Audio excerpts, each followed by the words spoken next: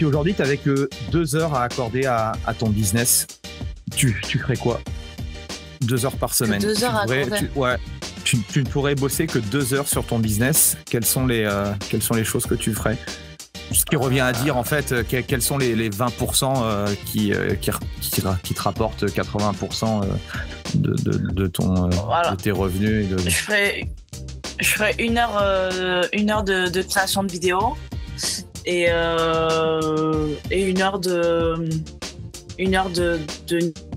Gmail ou d'apport de valeur comme ça sur le côté canal Telegram et email de personnes qui sont inscrites à ma newsletter.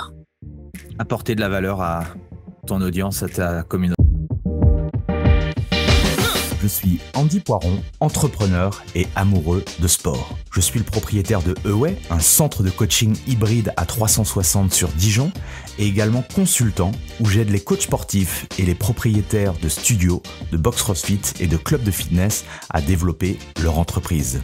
Le fitness est une passion et c'est aussi un business. Dans ce podcast, le business du fitness, je vais à la rencontre de personnes ordinaires qui vous partagent leur expérience extraordinaire. Au programme, on parle de leur parcours, de comment elles en sont arrivées là, et également de leurs difficultés, de leurs succès et de tous les éléments qui peuvent vous donner des idées pour votre propre entreprise. Se nourrir des autres est l'un des moyens les plus simples d'accélérer son propre parcours personnel.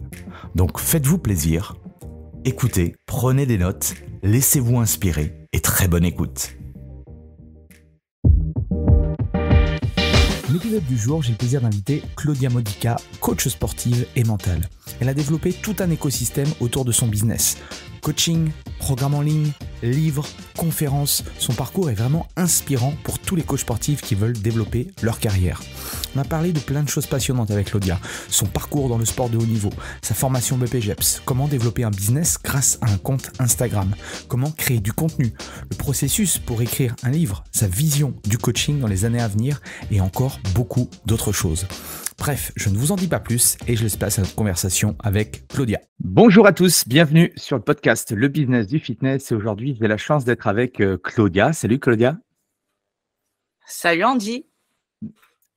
Merci de te prêter au jeu du podcast. Ce que je te disais en off, j'ai beaucoup entendu parler de toi, mais je ne te connais pas. Donc, ce qui est cool dans ma position, c'est que je vais rentrer un petit peu dans ta tête et apprendre à te connaître. Est-ce que déjà, tu peux te présenter? Ouais, ça devrait bien se passer. Est-ce que tu peux te présenter du coup, pour ceux qui ne te connaissent pas? Bien sûr. Donc, je m'appelle Claudia Modica, je suis coach sportive et coach mental. À la base, je viens du sport de haut niveau, dans le football, que j'ai pratiqué pendant 10 ans, dont 6 ans à haut niveau à Montpellier. À la suite de ça, je me suis reconvertie dans le coaching sportif. J'ai fait passer mes études en priorité parce que j'ai eu une blessure, etc. Et j'ai fait un choix de faire priorité à ça. Donc, je suis devenue coach sportif. J'ai passé un diplôme d'État, un BPGEPS. Et à la suite de ça, j'ai continué à me former. Et je me suis rendu compte qu'il y avait beaucoup d'idées reçues dans le milieu.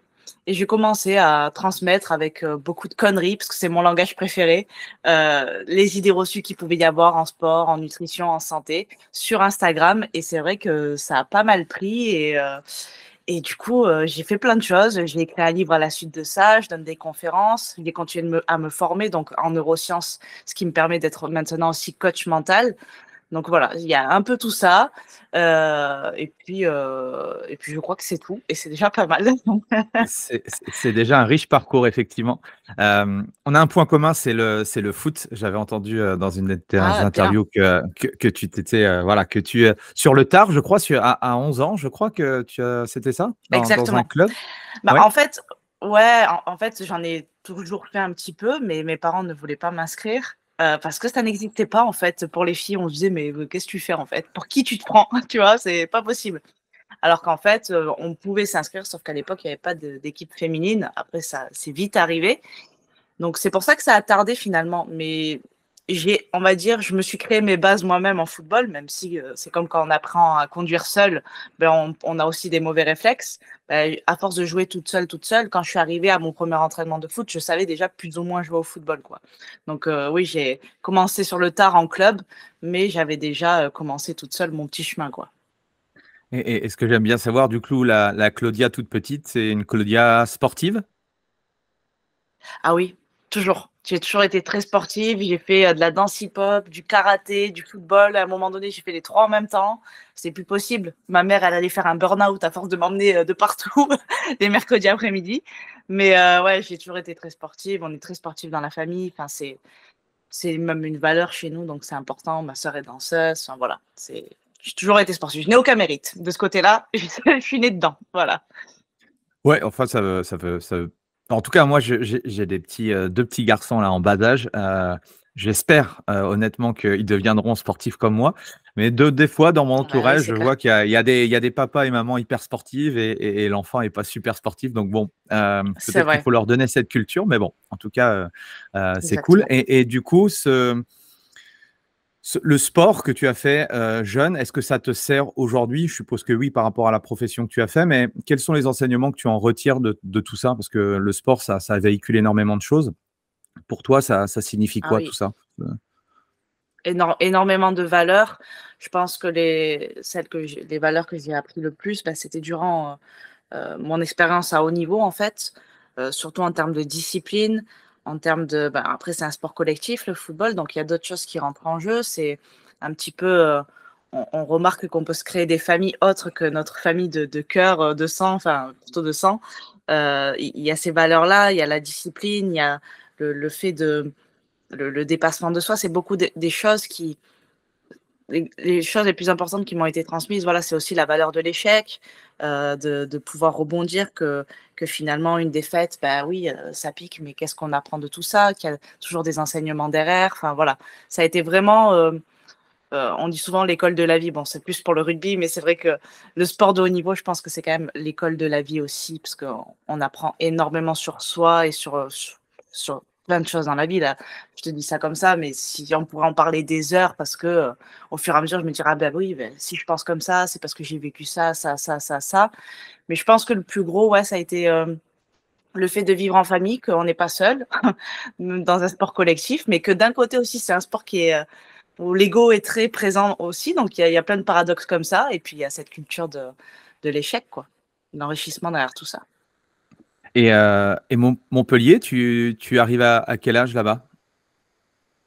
J'avais 13 ans, 13 ans? 13 Ok. ou 14 ans, ouais. Ok, ok. Et dans ta tête, tu te souviens dans quel état d'esprit tu étais? Enfin, toi, ta vision, c'était de jouer en D1, c'était ouais, de faire une carrière? Alors oui. Alors oui, très franchement. Alors en fait, moi, j'étais dans mon petit club, donc à côté de Perpignan, un petit club qui s'appelle le Saleil, dans mon village. Et j'ignorais complètement qu'il pouvait y avoir des équipes de filles, etc. Enfin voilà, on était peut-être 2 ou 3 dans mon club, voilà, ce qui est déjà énorme à l'époque. Aujourd'hui, il y a des équipes. Et en fait, je me fais repérer pour être, tu sais, il y avait les sélections de ligue par, Mhm. c'était Languedoc-Roussillon à l'époque, maintenant c'est l'Occitanie, mais à l'époque c'était Languedoc-Roussillon. Et donc j'intègre l'équipe du Languedoc-Roussillon et c'est à partir de là que je me suis fait repérer par Montpellier. Et en fait, quand j'intègre le Languedoc-Roussillon, on est peut-être 2 ou 3 à être de nos petits villages, et toutes les autres, elles sont de Montpellier. Elles sont dans le club de Montpellier, le centre de formation. Et là, je me dis, waouh, mais ça existe en fait. Et dès que je les vois là arriver avec leurs survêtements et tout, je fais non. Je dis, mais c'est ça que je veux. Moi. Je dis, c'est magnifique. Et moi aussi, je veux. C'était, franchement, dès ce jour-là, c'est devenu mon rêve. J'ai dit, mais franchement, ça serait le top du top. Et justement, durant ces sélections-là, il y a les recruteurs de Montpellier qui viennent évidemment assister au match. Et on a fait des matchs des matchs amicaux avant de faire un championnat des ligues. Et le lendemain, mon président de club m'appelle, il me dit, bon écoute, il y a Montpellier qui est appelé, ils aimeraient beaucoup te recruter l'année prochaine, tout ça, il faut juste que tu ailles faire des tests quand même là-bas. Et là, mais Tu j'ai joues dit, mais c'est tu jouais quelle magnifique.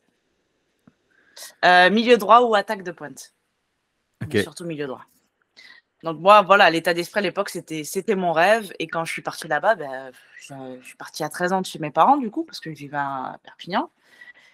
Et moi, je me suis dit, OK, en fait, c'est ton rêve. Donc, je n'étais pas en mode, ah, je vais être loin de ma famille, ça va être dur. En fait, en vérité, je ne savais pas à quoi m'attendre. Mais je savais juste que tous les jours, pendant 2 heures, j'allais jouer au foot. et que j'allais terminer l'école à 16h quoi qu'il arrive et que tout le monde rêve de ça et que moi encore plus. Donc je me suis dit franchement magnifique quoi. Je pense que c'est aussi des rares moments où, tu sais, souvent on dit qu'on se rend compte de la chance qu'on a quand on n'a plus ou quand on n'est plus dans le truc, mais moi vraiment je me suis rendu compte de la chance que j'avais dès l'instant où j'y suis allée quoi. Ouais, tu as tout de suite su, dès que tu étais au centre de formation que tu étais à la bonne place, Ah quoi. oui, complètement. OK, OK. Exactement. Et du coup, tu peux nous parler un peu de ça? Ça s'est passé comment?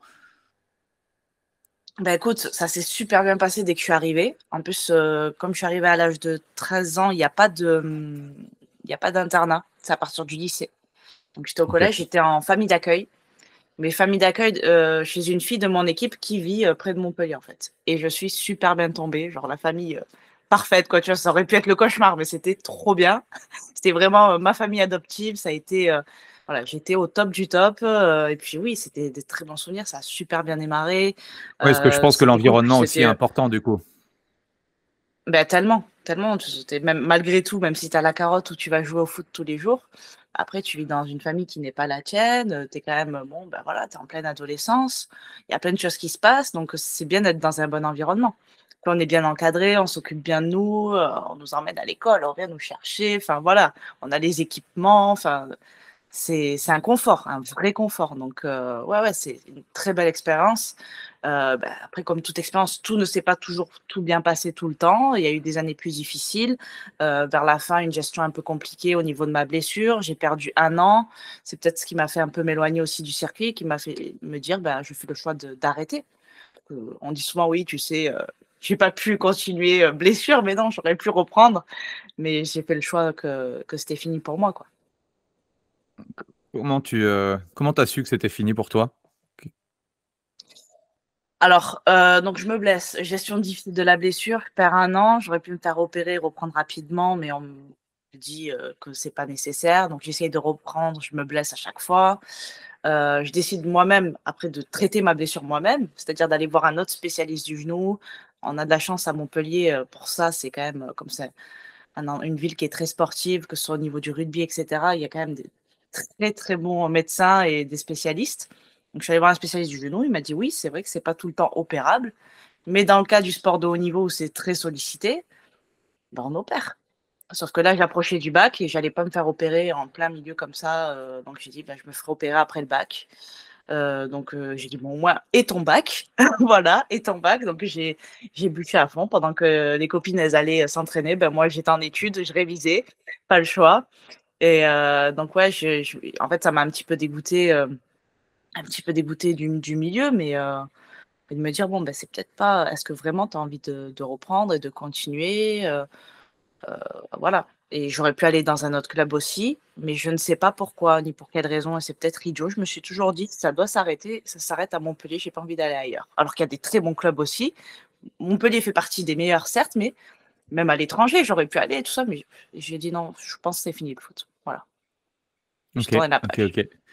C'est assez marrant parce qu'on a bon, je vais pas déballer ma vie, mais on a un peu le même parcours sur ça, c'est assez drôle.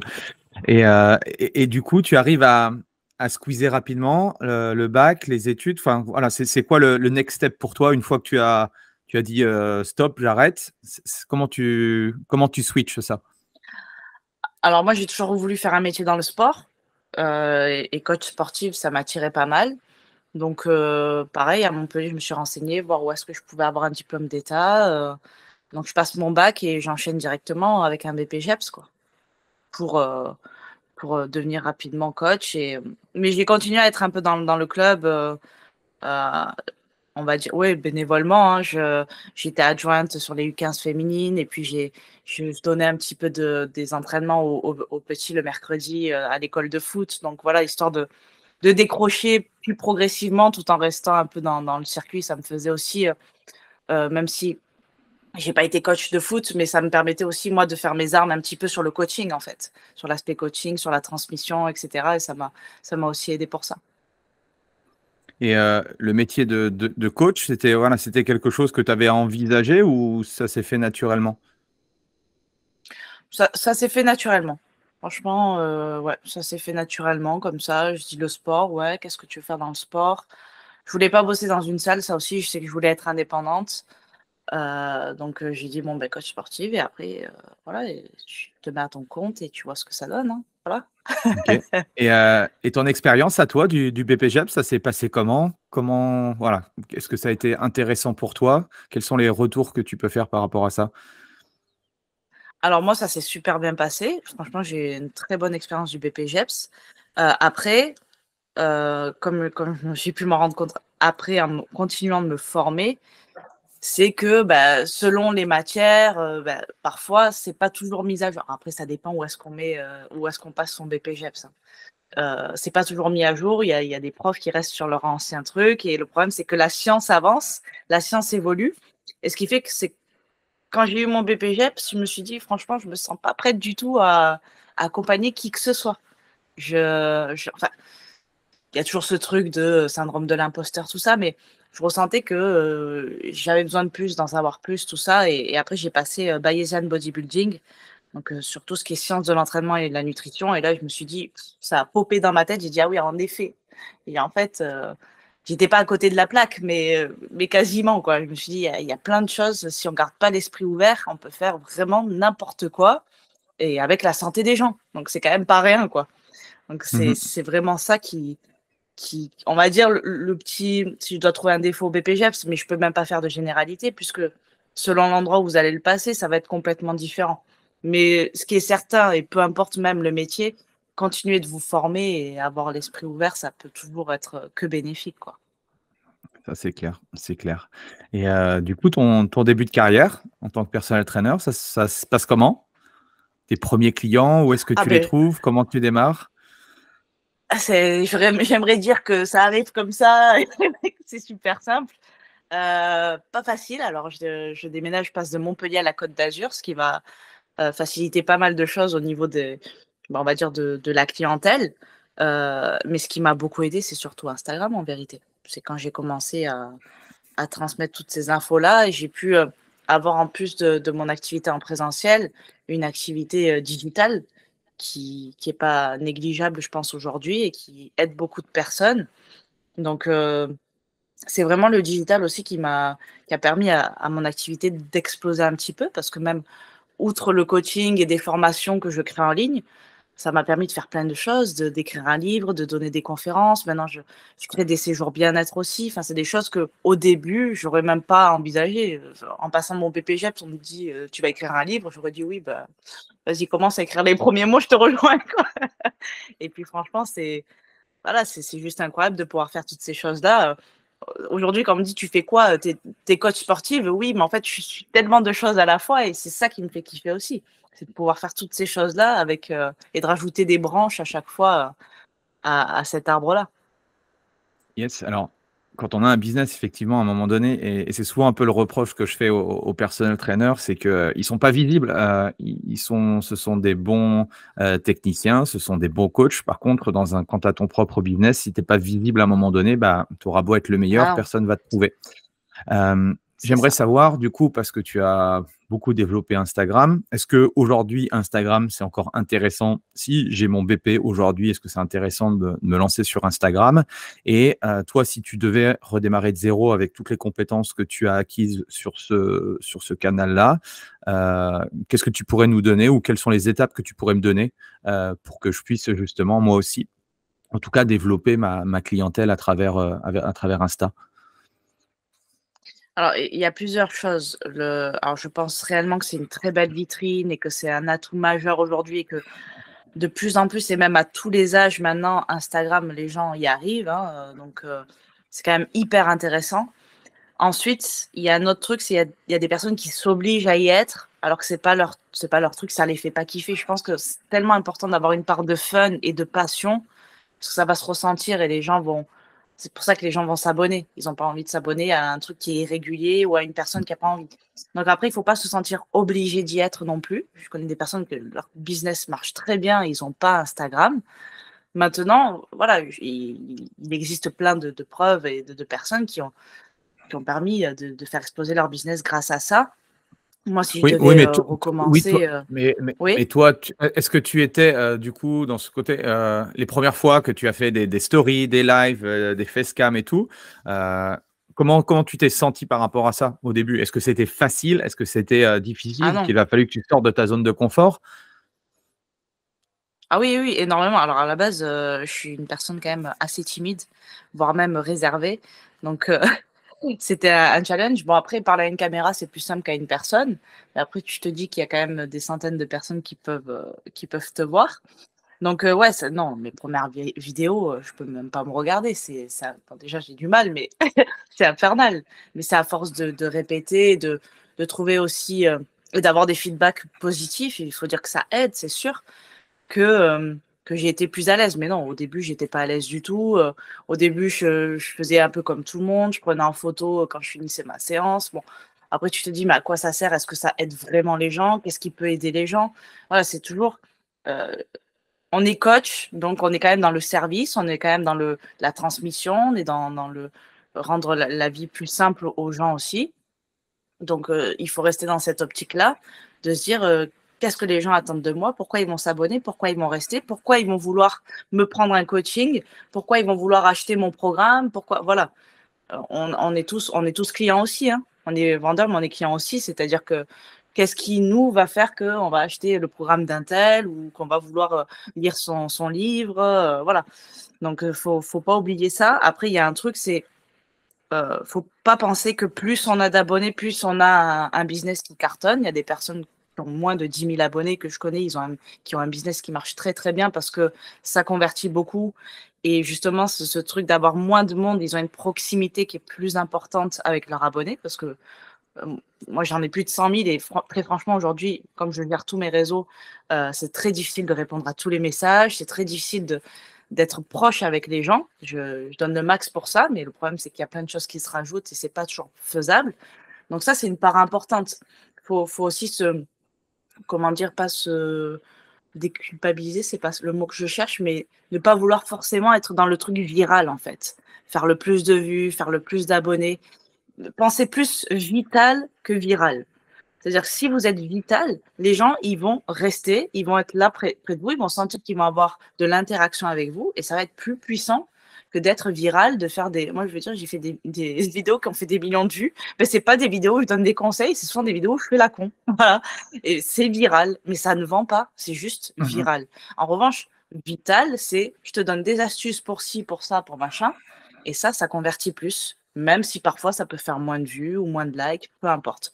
Donc, faut enlever ce truc de vouloir aussi la course aux likes, la course aux abonnés. Voyez plus la qualité que la quantité. Excellent. Ouais, je te rejoins. Enfin, notre business, on n'est pas des influenceurs. Peut-être qu'on peut avoir la double casquette si on continue à se développer ou C'est autre, mais ça. dans un premier temps, effectivement, c'est pas le nombre qui compte, c'est plutôt comme tu l'as dit, c'est la qualité des personnes qui t'écoutent. Est-ce que mon audience est capable, à un moment donné, à un instant T, de rejoindre l'un de mes programmes ou de devenir membre de mon accompagnement de coaching, quoi. C'est plus ça la réalité. Et du coup, Bien sûr. moi, j'ai interviewé beaucoup de personnes qui ont aussi comme canal Instagram et qui ont monté, voilà, qui ont démarré de zéro et qui ont plus de 100 000 abonnés. Euh, on publie une fois par jour. La quantité prime sur la qualité dans un premier temps. Qu'est-ce que tu en penses, toi, par rapport à ça?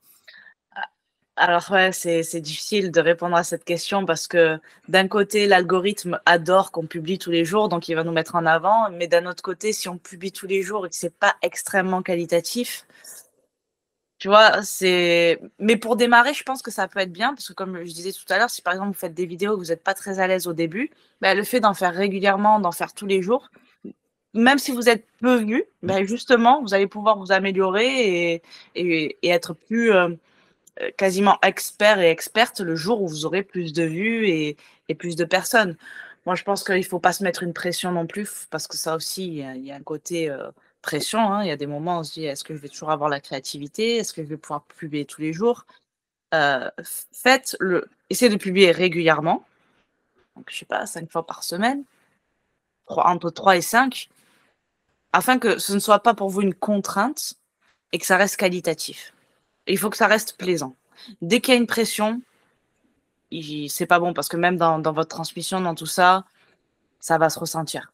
Donc voilà, je pense qu'il n'y a pas de règle générale. Après, on le sait, l'algorithme, il adore nous mettre en avant quand c'est régulier. Ça va vous permettre de faire vos armes, mais voilà, pas de pression.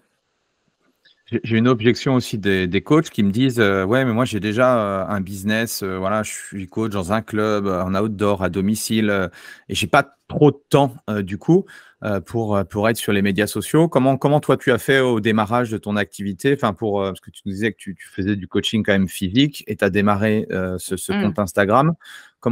Qu'est-ce que tu pourrais justement partager comme idée de productivité peut-être ou de hack pour réussir justement à, même si on sait que de toute façon c'est long, un compte Instagram, il va peut-être falloir 6 mois, voire peut-être un an avant d'avoir de Bien sûr. l'attraction.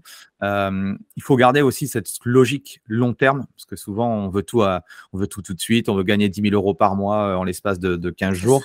ça. Il y a aussi cette vision-là. Comment toi tu as fait? Qu'est-ce que tu pourrais nous dire par rapport à ça? Je voyais Instagram comme un bonus. Donc déjà, au début, c'était pas prioritaire parce que je ne gagnais pas d'argent avec spécialement. Mais c'était, voilà, je me disais, c'est quand même intéressant donc de le faire quand c'était plaisant pour moi, de se connaître en termes de créativité, à quel moment vous êtes créatif et à quel moment vous l'êtes moins. Moi, en l'occurrence, c'est beaucoup le matin, voilà, quand je suis au calme, seule, je sais que je vais être créative, donc je vais pouvoir, c'était les moments où je vais écrire mes vidéos et après, trouver, alors soit si je pouvais avoir un moment tous les jours pour tourner des vidéos, c'était bien. Sinon, si en termes d'emploi du temps, c'était trop compliqué, j'arrivais toujours au moins à me trouver une après-midi ou 2-3 heures dans la semaine où j'enchaînais les vidéos, où j'en tournais 3-4, par exemple. Donc voilà, après, c'est de se connaître, donc de savoir quand est-ce que votre créativité est la meilleure et de voir comment vous pouvez organiser autour de vos priorités parce qu'au début, Instagram, ce ne sera pas votre priorité. Vous n'aurez pas assez d'énergie pour ça. Donc, essayez de voir comment vous pouvez placer ça dans un week-end ou autre, sans que ça prenne trop de temps. Accepter aussi l'imperfection. Ça, c'est pas facile quand on se lance. J'aurais pu le dire tout à l'heure, c'est vrai que accepter que, ok, et même encore aujourd'hui, hein, je veux dire, ok, cette vidéo, elle est loin d'être parfaite. De toute façon, ça n'existe pas, mais c'est bien. Je poste, ça fait réel aussi, parce que les gens oublient que sur Instagram, on est des êtres humains aussi et que on n'est pas parfait. Et puis, on a nos défauts et que parfois on dit des conneries aussi, on se trompe. Donc parfois on laisse et voilà, tout simplement. Il faut accepter l'imperfection. Mieux vaut une action imparfaite qu'une parfaite inaction, comme je dis souvent. Exactement, exactement. J'ai regardé sur ton feed Insta, tu as des vidéos, tu as du contenu texte, photo ou autre. Ouais. Pourquoi? Est-ce que tu as, voilà, testé plusieurs choses ou toi, ça te convient bien ou comment tu as réfléchi ou comment un coach doit réfléchir si il doit être un petit peu dans cette logique? Alors aujourd'hui, on sait que les vidéos, ça cartonne. Hein, enfin, le format court cartonne. Les gens sont... Enfin, on est de plus en plus flemmards. On est de plus en plus flemmards. On veut vite l'info rapidement. Moi, c'est un format que j'aime bien, la vidéo. Donc, c'est vrai que j'en fais pas mal. Ensuite, en tant que consommatrice, même sur Instagram, ce que j'aime parfois, c'est les vidéos. Parfois, ça me fatigue un petit peu. Donc, je sais que parfois, lire un carrousel, je trouve ça sympa. Tout dépend comment il est fait et qu'il soit court aussi. Et puis, j'aime bien que ce soit fluide et que voilà, ça respire un petit peu. Donc, c'est pour ça que je fais un mélange. Mais c'est vrai qu'il y a plus de vidéos que d'images parce qu'aujourd'hui, le format évolue aussi. Il faut pouvoir évoluer avec le format avec Instagram. Mais j'aime bien quand même que ce soit diversifié parce que chaque personne est réceptive à un contenu et à un autre. Hein. Et parfois, c'est du recyclage. Par exemple, un contenu que je fais en carrousel, je vais le refaire en vidéo parce que la personne qui n'était pas réceptive à l'écriture, elle va être plus réceptive à la vidéo et vice-versa. Je pense Ok. que c'est comme ça qu'il vaut mieux réfléchir.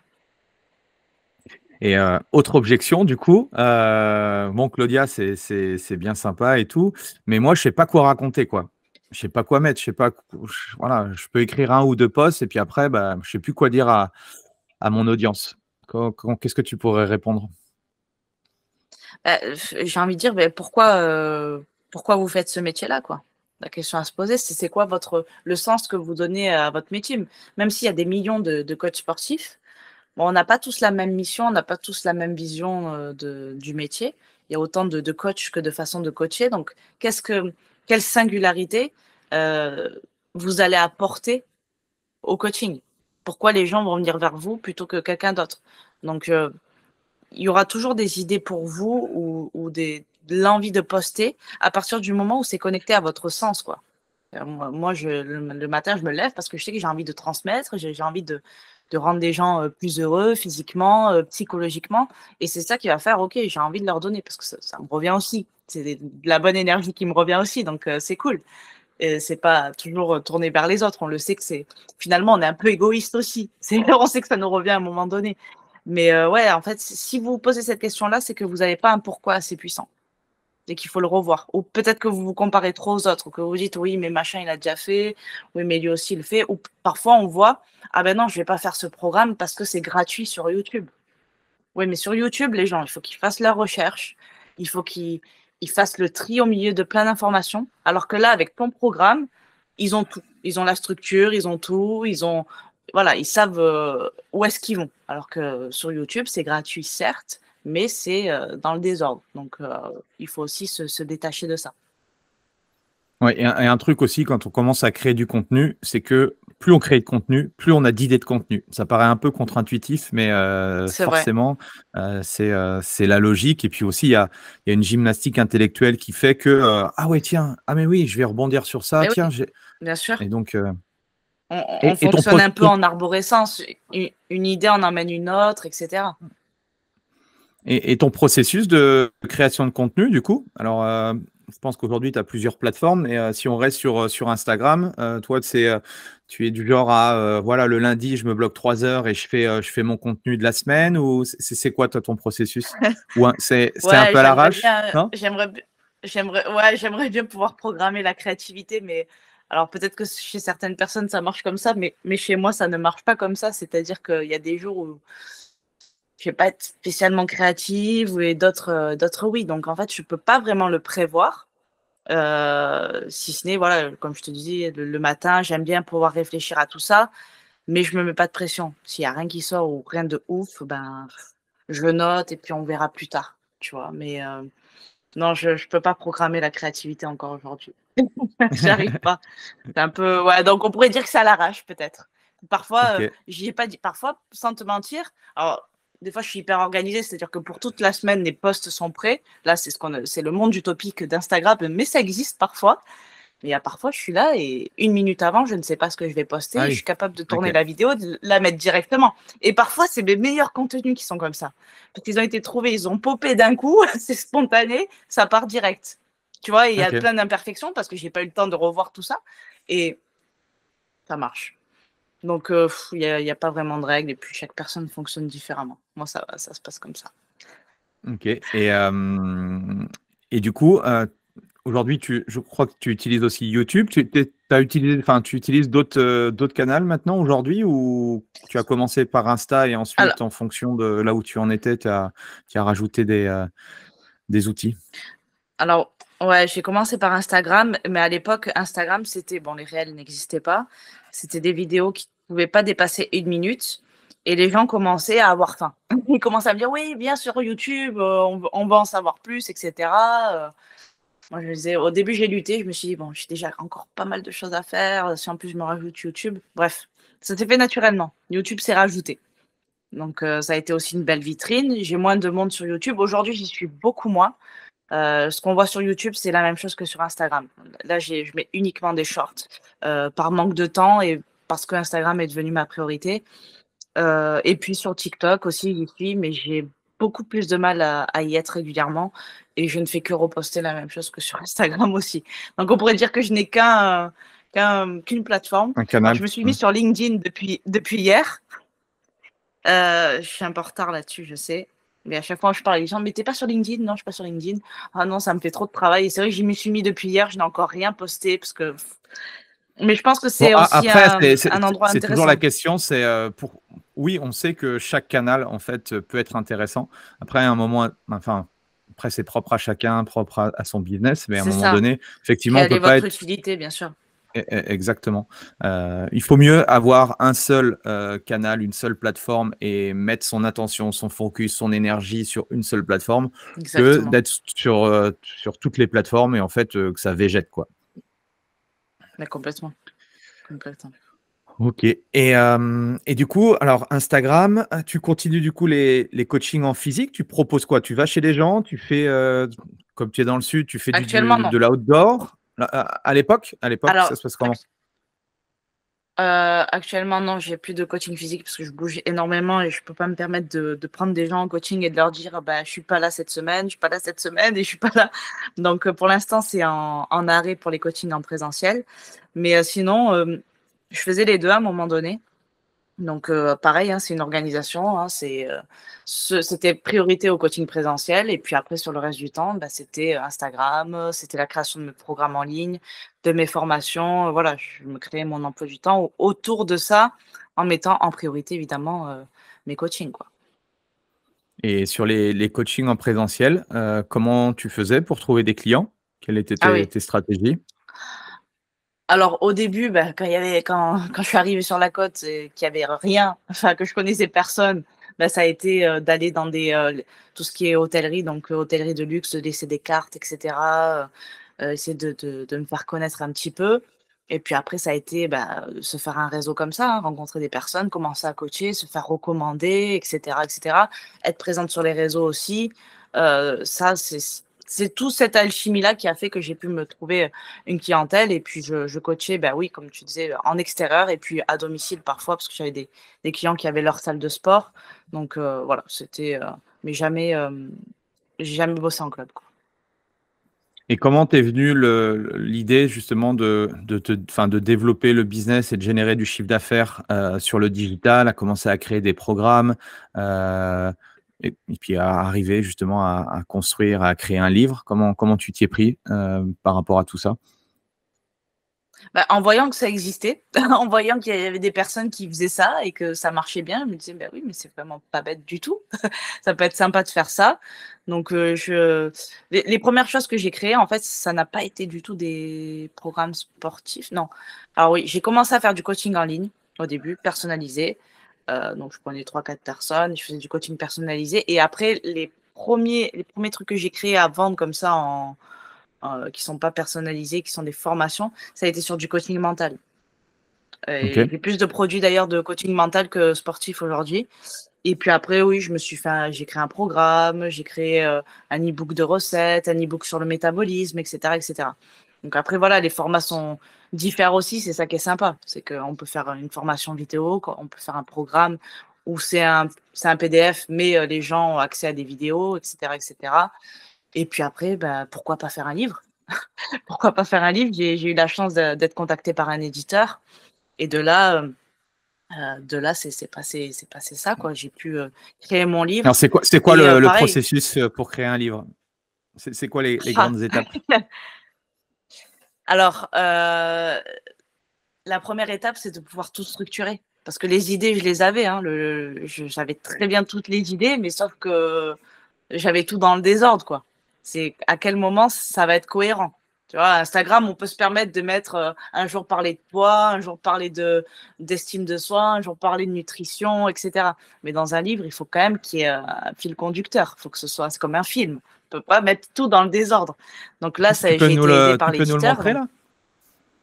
Tu l'as là, à dispo? là, j'ai Non, pas là? Non. alors attends. Alors attends, si, si. Si, si. Ah.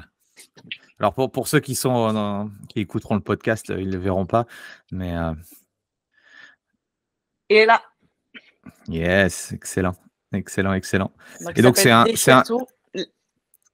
c'est un condensé de tout ce que tu proposes, soit dans les programmes, dans les accompagnements, ou c'était C'est une autre ça. demande par rapport à ton éditeur? Non, c'était un peu, ouais, la totalité de tout ce que je fais. Donc c'est déchire tout, les 5 étapes pour transformer ton corps et ton esprit. Donc vraiment, c'est allier, tout ce qui est sport, nutrition et le mental et tout ça en 5 étapes et c'est quand, l'éditeur a commencé à me parler, à me dire: «OK, tu arrives pas à structurer, donc pense ton truc en étapes. Ça serait bien de faire 5 étapes, par exemple». Et là, je me suis dit: «OK, là, j'y vois plus clair» et j'ai pu plus facilement écrire quand cette structure-là a été mise. Et c'était important pour moi que ce soit ludique. Donc, bon, déjà, j'écris comme je parle. Et souvent, les gens me disent, c'est marrant, quand je lis ton livre, je t'entends. Donc, pour moi, ça veut dire que c'est bon. C'est plus facile à lire. Et j'ai mis des QR codes à l'intérieur aussi. afin que soit ça renvoie vers des vidéos, alors peut-être des vidéos de moi, ou des vidéos dont je parle, et également des vidéos, des QR codes vers mes programmes, mes formations. Il y a même un programme offert à l'intérieur. Enfin voilà, que ce soit le plus ludique, le plus fluide possible et que ce soit complet. Que ce soit pas qu'un livre, que ce soit un support auquel, par exemple, je sais pas, j'ai une question qui me vient sur la nutrition, je regarde de quoi je vais parler, et puis peut-être qu'il y a une vidéo qui va m'aider plus que ce qu'il y a écrit, etc., etc. Toujours pareil, selon les personnes, ce à quoi elles sont réceptives ou pas, elles auront la totale, quoi. Excellent. Et il t'a fallu combien de temps entre le premier mot écrit, je sais pas, sur un bout de papier ou sur ton ordi, et puis le fait qu'il soit en kiosque? Pas en kiosque, sur la Alors Fnac ou l'écriture, en ouais. librairie? Alors j'ai signé avec l'éditeur, ça devait être le mois de février, et je devais le rendre, le manuscrit en septembre. Ah, c'est Donc court quand même. OK. ouais, c'est court, et j'ai surtout écrit l'été. Donc j'ai commencé un petit peu février, mars, avril. Après, j'avais fait une grosse pause, je crois, d'avril à juin, et après jusqu'au dernier jour, j'étais en train d'écrire encore. On gratte toujours à la fin parce qu'on se dit attends, je vais le rendre, et c'est là que il y a le côté perfectionniste qui arrive et qu'on se dit ah non, ça va pas, et c'est pareil, hein, il y a plein d'imperfections dans mon livre et c'est ok, et voilà. C'est ça qui fait aussi que ça nous permet de nous améliorer, etc. Mais ouais, ça a été très, très assez court. Mais j'avais des idées, ce qui me manquait, c'était vraiment la structure, donc ça va. Donc le processus, c'est septembre, que tu donnes, et puis après, tant que ça, je sais pas, tant qu'il fasse le design et tout ça, ça remet quoi, 6 Alors mois, ouais, 6 mois de donc il plus ou? corrige les fautes. Alors il est sorti en mars. Je suis rendu en septembre, sorti en Ouais, mars. donc il a fallu ouais, tout petit peu plus d'un an du coup, entre le Et moment où tu as il a fallu signé. faire des photos aussi. Donc les photos, je les avais fait au mois de juillet. Donc après, il y a une correction qui est faite, et il y a une personne qui s'est occupée du design. Donc il y a tout ce processus-là. Après, on relit, on valide ou pas. Et puis, je crois que la fabrication avait été lancée au mois de décembre, un truc comme ça, ou ouais, décembre ou janvier. Et puis, en mars, le 3 mars exactement, elle est sortie. OK, et on dit souvent que, du coup, le fait d'avoir son livre, ça te permet de générer, du business. Tu l'as senti comment, ou tu le vois comment toi par rapport ça fait Alors, c'est une quoi, figure 4-5 d'autorité, hein, 4-5 mois? de suite. Mmh. Ouais, non, non, c'était l'année dernière, donc ça fait 1 an et demi que mon livre est Ah, je sorti. croyais que c'est OK, Donc, OK, OK. ouais, ouais, ça fait 1 an et demi. Donc, ouais, c'est une figure d'autorité. De suite, j'ai sorti un livre, ah, elle a un livre, bon, alors que je suis sur la même personne. mais tu vois, c'est vrai que c'est une figure d'autorité, on va pas se mentir, et on se dit, ah ouais, si quand même elle a sorti un livre, qu'il y a un éditeur qui a fait confiance. C'est vrai, moi c'est pareil, quand je lis le livre de quelqu'un, parfois, ça me donne envie d'en savoir plus. Donc oui, ça forcément, ça crée un engouement, ça crée aussi... les gens viennent aussi, c'est la première fois que j'ai pu rencontrer les gens d'Instagram, parce que j'ai fait des dédicaces, etc. Et avant, c'était soit je les croisais dans la rue par hasard, mais sinon, il n'y avait pas vraiment de rencontres qui avaient été organisées. Et c'est ça aussi qui m'a donné envie de faire des conférences, de plus rencontrer les gens, parce que c'est tellement enrichissant, et les gens pensent que ça l'est pour eux, mais ça l'est d'autant, voire plus pour nous, parce qu'on apprend à les connaître encore plus et savoir comment on peut les aider aussi et qu'est-ce qu'on peut transmettre par la suite. Donc ouais, c'est sûr que oui, ça a fait augmenter le trafic sur Instagram, et puis les ventes de mes programmes et formations aussi. OK, et tu nous partageais tout à l'heure que tu as aujourd'hui plusieurs sources de revenus. Qu'est-ce que tu pourrais, avec le recul, qu'est-ce que tu pourrais dire justement à des personal trainers qui sont dans cette logique-là? Est-ce que d'abord il faut commencer par un service et commencer à générer de l'argent avec, et éventuellement ensuite rajouter du coup d'autres types de revenus? Comment tu t'y prendrais si tu devais redémarrer de zéro? Tu referais la même chose? Probablement, parce que on pense en termes de priorité, donc ce qui va nous ramener avec de façon certaine de l'argent. Donc parce qu'il faut manger, on va pas se mentir. Donc on pense pas de suite à aller sur Instagram, parce qu'il y a aucune sûreté, en fait. Il y a aucune sécurité. On se dit pas est-ce que je vais vendre, quoi. Donc pensez en termes de priorité aujourd'hui. Qu'est-ce qui vous fait gagner de l'argent facilement, on va dire? Est-ce que si vous avez des facilités à avoir des clients, par exemple en coaching, mettez priorité à ça. Et puis par la suite, réfléchissez. Déjà, est-ce que ça vous plaît de pouvoir vous digitaliser? Est-ce que c'est quelque chose qui vous fait kiffer? Parce que c'est important aussi. Je suis certaine aujourd'hui que c'est hyper intéressant d'avoir plusieurs sources de revenus et ça crée même des revenus passifs, hein. Souvent, si on n'a pas de coaching la journée, on va quand même gagner de l'argent parce qu'il y a des programmes en ligne qui se vendent. C'est quand même kiffant de se dire qu'aujourd'hui, je suis de repos, mais je vends. Donc, c'est toujours ça. C'est toujours un stress en moins peut-être de se dire il y a toujours ça. Même si c'est irrégulier, on ne va pas se mentir. Parfois, tous les produits ne peuvent pas marcher. Des fois, on croit fort en un produit, en une formation. Finalement, les gens ne sont pas aussi réceptifs et aussi enthousiastes que nous. Mais ça fait partie du monde de l'entrepreneuriat aussi, hein. C'est les montagnes russes, donc il faut aussi se préparer à ça. Donc, fonctionnez par priorité. Qu'est-ce qui vous apporte aujourd'hui la sécurité? Qu'est-ce que vous avez envie de faire qui peut générer d'autres revenus qui sont en plus passifs et qui sont intéressants pour vous? C'est toujours plus intéressant et ça vous donne aussi l'opportunité de faire plein d'autres choses, que ce soit écrire un livre, donner des conférences, des choses qui sont kiffantes dans le métier, quoi.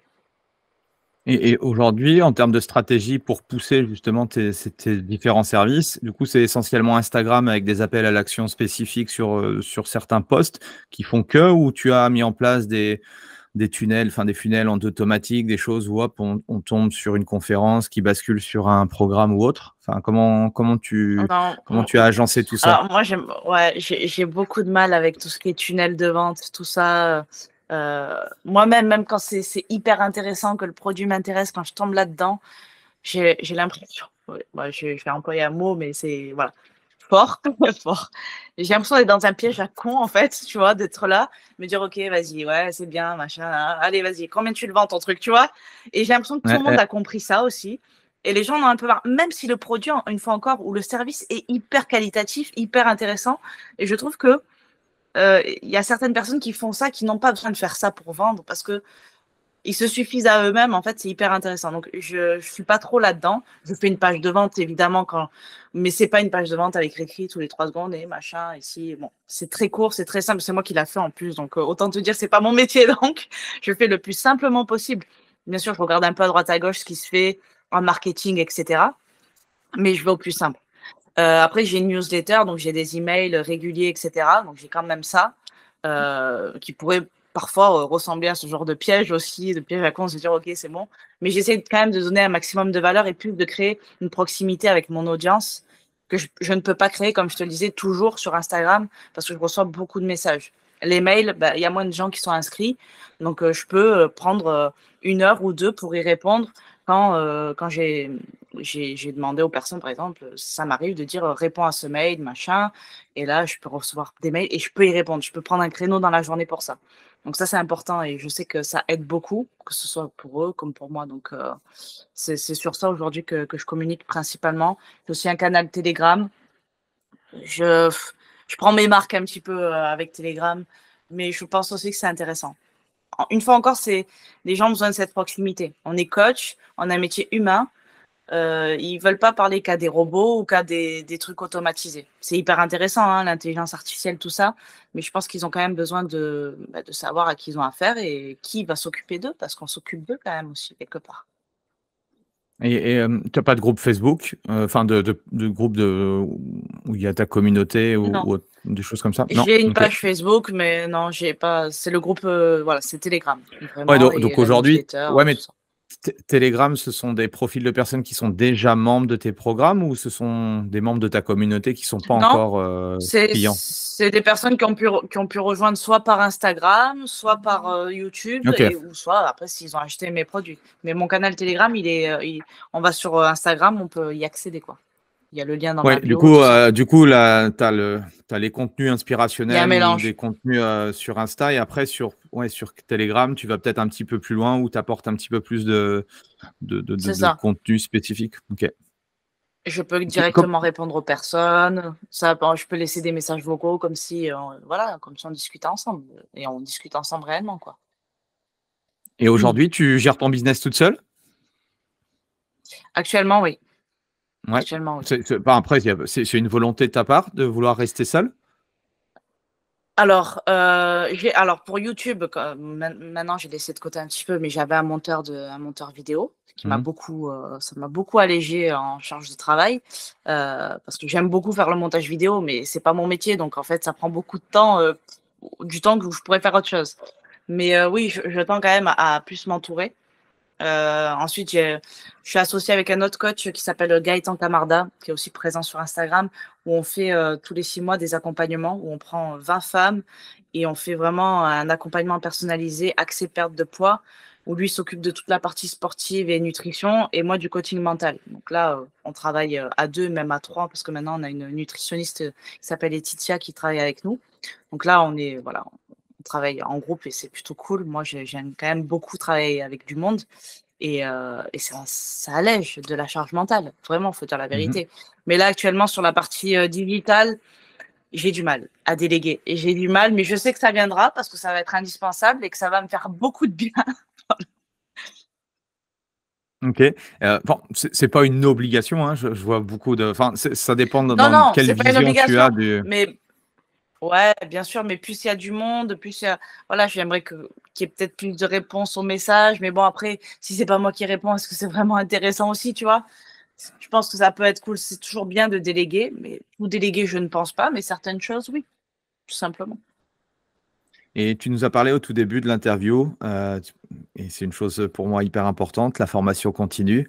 Je pense que, Mmh. entre quand tu as démarré avec ton BP, le contenu et les connaissances que tu avais et aujourd'hui ce que tu proposes dans ces accompagnements, c'est ass voilà, c'est ça a rien à voir. Moi, je pense qu'aujourd'hui, le métier de personal trainer est en train un petit peu de changer beaucoup. En tout cas, il a plutôt, enfin, les coachs ont plutôt intérêt à changer et on n'est plus des prescripteurs d'exercices comme je pouvais faire il y a 15 ans en arrière. Tu as parlé de nutrition, tu as parlé de mental, tu as parlé de plein de choses. C'est quoi ta vision? On entend aussi beaucoup de ChatGPT et l'IA. C'est quoi ta vision du métier de coach, même si j'aime pas trop ce mot-là, mais ouais, accompagner les gens, c'est quoi ta vision dans tout ça? Est-ce que ça va continuer? Est-ce que notre métier va perdurer? Voilà. Est-ce que tu peux nous en dire plus? Moi, je pense que ouais, je pense que le métier là, il est en pleine expansion parce que, le métier de coach, en tout cas, avant quand on disait: «Je suis coach», on savait qu'on parlait de coach sportif. Maintenant, quand on dit: «Je suis coach», on dit: «Oui, mais de quoi?» Parce qu'il y a des coachs de tout maintenant. Coach de Mmh. vie, coach de couple, coach pour la déco, enfin donc le coaching en lui-même, c'est quelque chose qui est en pleine expansion et hem et ça c'est une évidence et je pense que ça va encore évoluer et c'est pas près de je vois pas le truc redescendre pour l'instant, je le vois en pleine ascension. Ce qui est certain, c'est que comme tout métier où il y a énormément de concurrence ou énormément d'offres, bon, il y a aussi beaucoup de demandes, bah, il faut pouvoir se démarquer au milieu de tout ça. Comme je disais aussi, il y a autant de coachs que de façons de coacher. Donc déjà, il y a votre façon de coacher, mais il y a aussi, votre vision. Qu'est-ce que vous allez pouvoir apporter de différent, de plus aussi? C'est le petit truc en plus, voilà, pourquoi on va dans une salle de sport et pas dans une autre, tout simplement aussi, hein, parce qu'il y a le petit truc en plus qu'il y a pas dans l'autre salle et cetera. Et pourquoi je vais acheter, cette marque-là plutôt que cette marque-là? C'est pareil. C'est le petit truc en plus. Donc quel est votre petit truc en plus qui va faire que malgré qu'il y ait énormément de concurrence, s'il y a beaucoup de concurrence, ça veut dire que justement il y a beaucoup de demandes aussi. Donc c'est un point positif. Et moi, je vois vraiment ça comme un truc bien. Tu sais, souvent on me dit: «Ah regarde machin». Ça arrive qu'on copie des posts. «Regarde, cette personne, elle a fait exactement le même post que toi». Mais moi, je suis contente parce que je me dis: «Je préfère voir ça plutôt que des personnes qui se transmettent des choses qui peuvent rendre les personnes en mauvaise santé». Et je dis pas que je détiens la vérité. Je dis que je préfère voir quelqu'un qui copie, mon post sans prendre, évidemment, parce qu'une fois c'est arrivé que carrément c'était des screens de mes posts, là c'est autre chose. Mais je veux dire qu'ils transmettent la même chose que moi, c'est pas moi qui l'ai inventé déjà, même si c'est les mêmes mots et cetera, peu importe. Plutôt que, une personne qui va représenter un danger pour la santé des personnes et qui va faire que, bah, finalement ça nous rend pas service dans le métier. Là, ça rend service. Le fait que ça éveille les consciences et ça aide. Donc, voyez plus, ça comme un point positif et ouais, moi je pense vraiment que c'est en pleine ascension actuellement, c'est certain. Je sais pas, toi, tu en penses quoi? Ah bah, moi, si je suis encore dans ce métier-là après 20 ans, c'est que, bon, déjà fondamentalement, j'aime ce que je fais et je pense que ça, c'est, Bien en sûr. discutant avec d'autres, ça, je pense que C'est vraiment le côté positif de la chose. Et je pense que le meilleur, en plus, c'est à venir. Enfin, moi, j'ai vu un peu quand j'ai démarré, moi, le personal training, il n'y avait pas de personal training à l'époque, parce que j'ai commencé dans les années 2000, donc c'était vraiment au tout début, surtout en France. Mais là, ce qui m'intéresse dans le métier, c'est que c'est plus seulement l'aspect sportif, et il y a d'autres paramètres, tu vois. Et plus j'avance dans ma carrière, plus j'ai l'impression, en fait, de ne rien savoir, quoi. Et c'est ça aussi qui est Ouais, mais c'est ça qui est cool. intellectuellement, c'est voilà, c'est challengeant, et ça, c'est intéressant pour moi. En tout cas, j'en ai besoin pour continuer à avancer. Donc non, moi, c'est ce que je dis aux coachs. C'est plutôt très très intéressant. Malgré que le fitness de manière générale aujourd'hui a des difficultés à se relever, mais le coaching, je m'aperçois que le coaching spécifique, et puis surtout les personnes qui font autre chose que simplement compter des répétitions et faire des burpees et des tractions, il y a tout un univers qui s'ouvre, quoi. Et ça, en tout cas, moi, c'est la volonté que j'ai pour les coachs de se diriger un petit peu comme tu fais sur tout ce monde-là, quoi. Et toi, tu vas aller où? C'est quoi ton goals? C'est quoi ta vision, En vacances. ton why? Ceci dit, c'est pas mal aussi. On peut allier les vacances et notre métier. Ah oui, non, mais c'est ça qui est agréable aussi quand on bosse en ligne, c'est qu'on peut bosser un peu de partout. Mais c'est une très très bonne question. Moi, je pense que c'est de pouvoir m'adresser au plus grand nombre, en fait, et de pouvoir rendre accessible toutes ces choses-là la santé, la nutrition, le sport, ces choses avec lesquelles les gens se prennent la tête, alors qu'en fait, ça peut être beaucoup plus simple. J'aimerais pouvoir le mettre dans l'oreille de tout le monde. Voilà, j'aimerais pouvoir dire aux gens, mais c'est facile. Enfin, c'est plus facile que ça, en fait. Tu peux y arriver aussi, tu vois. Donc, vraiment, ce serait de toujours me développer en parlant au plus grand nombre. Alors, ça peut être bien encore un nouveau livre, de révolutionner un peu aussi cette vision qu'on a du poids, de la perte de poids. Et on néglige aussi beaucoup l'aspect mental. Et aujourd'hui, comme je te disais, je fais quasiment que ça, parce que j'arrive à avoir les mêmes résultats en faisant du coaching mental, en termes physiques, je parle, qu'en faisant un coaching en nutrition et en sport, quoi. Je ne suis pas en train de défier les lois de la nature en disant que je suis en train de faire perdre du poids à des gens en faisant du coaching mental. Ces personnes ont quand même elles savent ce qu'il faut manger, enfin ce qu'il vaut mieux manger et qu'il vaut mieux bouger au quotidien, etc. Sauf qu'aujourd'hui, il y a énormément de blocages dans la tête qui font que ces personnes, malgré tous les efforts qu'elles vont faire en nutrition et en sport, elles vont pas atteindre leur objectif, et en tout cas pas sur le long terme. Et via le coaching mental, ça a permis à énormément de personnes de faire ça, et en plus de garder ce truc-là sur le long terme, c'est quand même l'aspect le plus difficile. Parce que perdre du poids, on peut perdre du poids à n'importe qui, mais le faire garder ce poids-là, c'est autre chose. On fait souvent des avant-après, mais on fait pas de après-après, tu vois. Et c'est ça, moi, c'est le après-après qui m'intéresse, tu vois. Donc, ce serait plutôt ça. Ce serait plutôt ça, de pouvoir révolutionner un peu ce truc-là, de dire, OK, tu peux aussi atteindre tes objectifs autrement, et tu as peut-être des blocages qui viennent d'ailleurs et qui vont non seulement régler ces problèmes de poids et de rapport à la nourriture, mais en plus de ça, d'autres aspects de ta vie, en fait.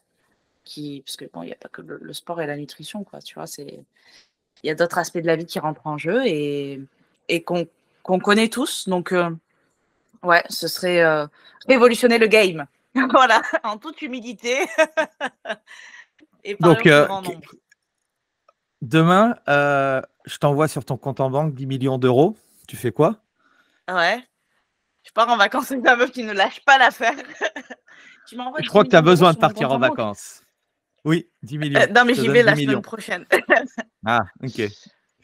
Mais pourquoi? À quel moment tu penses que mon projet a besoin d'argent? Non, tu reçois 10 millions d'euros. Tu penses que ça peut... Non, c'est une question. C'est une question. Moi, c'est une question que je me pose régulièrement. Si voilà, demain, je joue pas au loto, mais la dernière fois, le frein que j'ai actuellement concernant ça pourrait être justement, comme je te disais, ça me fait kiffer de faire des conférences. Et il y a plein de gens qui me disent, ouais, quand est-ce que tu fais une conférence là? C'est pas moi qui décide, quand on me contacte selon les événements. Ce serait de faire une tournée de conférences, de louer une salle partout en France, dans chaque ville. Et je pense qu'avec 10 millions, ça va passer, tu vois. On peut même se prendre des bonnes petites salles, tu vois. À Paris, on se prend un Olympia. Un Stade de France, franchement. On se prend un Stade de France, comme il n'y a pas après, au niveau technique, il y a juste un micro. Bon, après, on pourra faire venir des danseurs et tout, mais c'est un autre show. Mais je pense, ouais, là, tu me mets 10 millions, je fais ça direct. Je loue Ok. toutes les salles en France. Et je fais une tournée comme ça. Avec un tourbus, je fais venir des coachs, je te fais venir, t'interviens. T'es de quelle ville, toi? Je suis à Dijon, là. Dijon. Ben voilà, Donc, passage à Dijon, tu fais une entre Lyon et intervention. Paris, tu pourras, ouais, entre Lyon et Paris, comme ça. Ben ouais, tu vois, c'est cool en plus de pouvoir dans chaque ville. Avec Instagram, il y a un coach ou une personne de la santé dans chaque ville. Tu les fais intervenir sur scène et tout. C'est sympa, je trouve. Que là, aujourd'hui, du coup, par rapport à ces conférences, c'est quoi des conférences, bah, je suppose, par rapport à ton livre ou des choses impactantes ou ça se passe comment? Ouais, alors, c'est tous les sujets. Enfin, regarde, j'en ai fait 3 il y a 15 jours, dans la même semaine. Ben, la première, c'était plus axé nutrition, poids, donc un peu pour démystifier tout ça, toutes les idées reçues qu'il y a en nutrition, en sport. La deuxième, c'était sur l'aspect mental, c'était sur le lâcher prise, donc rien à voir, tu vois. Mais j'arrive toujours à faire un lien. De toute façon, et la troisième, c'était sur la performance, sport, nutrition, tout ça. Donc, tu vois, c'est vraiment vraiment divers sujets, quoi. Enfin, les sujets que je traite. Je vais pas faire une conférence sur le curling ou sur Oui. je ne sais quoi. Et du Mais coup, ouais, c'est c'est des sport, nutrition, entreprises mental. c'est des entreprises Il y a de qui tout. veulent faire appel à toi. Ouais, Ouais, ça ok. peut être ouais, ça peut être des entreprises. Après, ça peut être des événements. J'étais au salon j'ai celui de Perpignan, ça a été le festival Tout est possible à Montpellier. Enfin voilà, c'est divers, on va dire divers domaines, voilà. Ouais, parce que là aussi, enfin, pour les coachs, je repartage souvent que le monde de l'entreprise aujourd'hui, moi, j'arrive à Ah oui, faire c'est hyper, énormément de conférences et des choses sur l'entreprise. Il y a aussi des c'est choses hyper qu'on peut mettre en intéressant. place par l'instant. Et les entreprises Si, y arrivent de plus en plus, donc c'est cool. si aujourd'hui, tu n'avais que 2 heures à accorder à ton business, tu ferais quoi? 2 heures par Que semaine. 2 heures à accorder. Ouais, tu ne pourrais bosser que 2 heures sur ton business. Quelles sont les choses que tu ferais? Ce qui revient à dire, en Euh, fait, quels sont les 20% qui te rapportent 80% de voilà, tes revenus et de je ferai, je ferai 1 heure de création de vidéo et 1 heure enfin, de Gmail ou voilà, d'apport de valeur comme ça sur le côté canal Telegram et email de personnes qui donc sont inscrites à ma newsletter. apporter de la valeur à ton audience, à ta communauté. Ouais, Excellent. exactement. Ah, merci Claudia pour toutes ces Ben, infos. merci à toi. Qui je pourrais inviter sur le podcast? Est-ce qu'il y a une ou deux personnes Euh, que je pourrais éventuellement inviter? alors, je sais pas si qui est-ce que je crois que Charlie, tu l'avais invité, Charlie. Ouais, ouais, ouais, Ouais. ouais. Antoine Fonbonne, tu l'as invité? Non, mais j'ai Antoine pas Fonbonne, tu le. pourrais Ouais. inviter. Il faudrait que tu as des liens C'est avec lui? Tu pourrais me mettre Ouais, en. je peux lui Ouais. transmettre l'info. Ouais, ouais, Ouais. oui, comme j'ai fait Bayesian Publishing et qu'il est le cofondateur, enfin, qu'il est emmené en France avec Nevin. Alors, Antoine, après, ça serait cool, quelqu'un plus dans le kiné ou ostéo. Je connais un ostéo qui est en train de monter un petit peu. C'était mon ostéo sur Cannes. Il s'appelle Stéphane. Son Insta, c'est, je ne sais plus, ostéo quelque chose. Mais sinon, Major Mouvement ou Aime ton kiné, comme ça, des personnes comme ça peut Ah être ouais, bien ça serait aussi, bien. autre Ouais, ça peut être que sympa. dans le Ouais, ouais. coaching. Tes meilleures ressources, si tu devais donner un livre à la terre entière, ce serait lequel? Waouh, un livre à la terre entière. Le tien, mais C'est un autre. Non, même pas. Ouais, le mien, j'aimerais bien sûr. Mais